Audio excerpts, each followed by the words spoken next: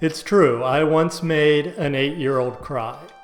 That's bad enough to do when you are 8 years old yourself, but it is far worse to do when you are in your early 30s and the 8-year-old in question is a complete stranger who has been entrusted in your care. So allow me to set the scene. At the time, I was working for the Jewish Community Center, and one day during their summer camp, there was this kid whose parents were late to pick him up. And so his counselor came into my office, which was kind of up at the front of the building, and he asked me, can this camper come sit with you until his parents get here?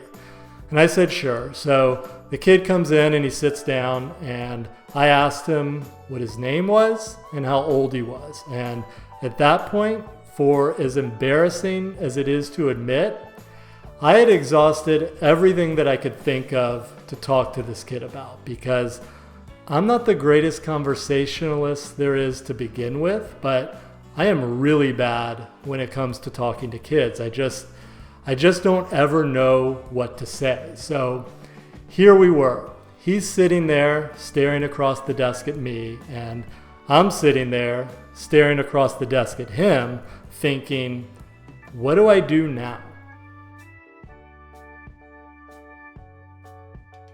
My dad is really good with kids. He's just got this easy, natural way of connecting with them. And one of the things that he's great at is joking around with them. And one of his go-to tricks is to tell the kid that he heard that he or she has a boyfriend or a girlfriend, because a kid that age, 8 years old, whatever it may be, that's the last thing they would ever want to have romantic feelings for somebody else. And so that'll typically get them to start laughing and open up, and the whole thing becomes this sort of running joke between the two of them. So as I was sitting there in my office with this camper, I was like, well, I'm going to do what my father would do. So I told the kid I heard that he had a girlfriend. I think I even made up some sort of fictional name. I was like,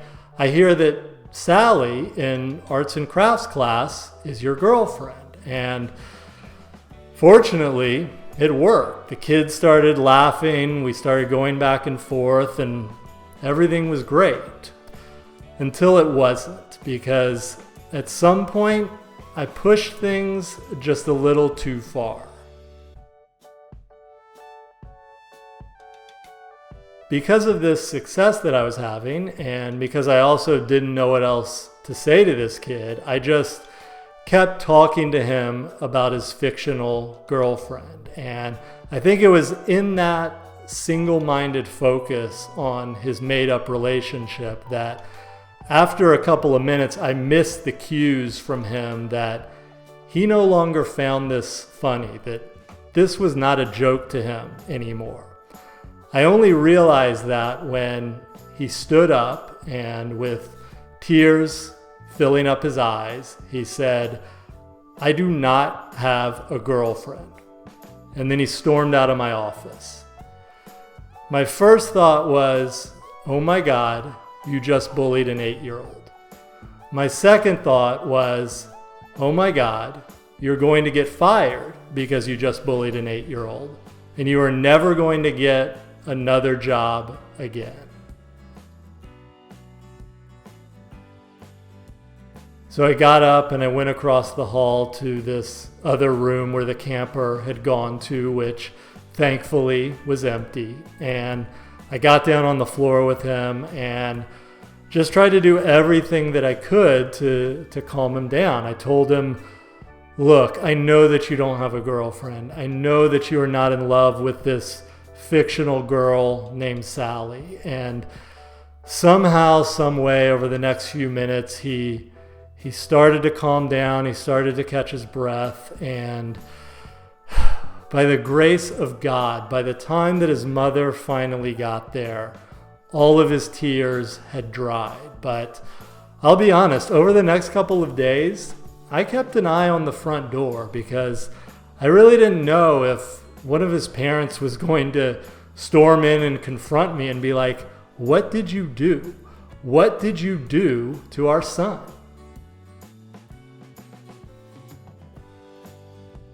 Obviously, I feel horrible about what I did to that innocent kid, but I also wonder if I might not have been just as traumatized by that experience as he was. And now that I'm on the verge of having a child of my own, those scars are starting to resurface, because when I think about becoming a father, one of my biggest fears is that I am not going to be able to connect with our child. And that's not just based on what happened on that fateful day at the JCC.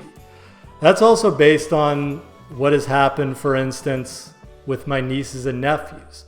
I absolutely adore all of them, but there's so many times when I don't know what to say to them and I don't know how to interact with them. And so the thought of feeling that sort of inadequacy with my own child, I guess I would describe that as a little less than ideal.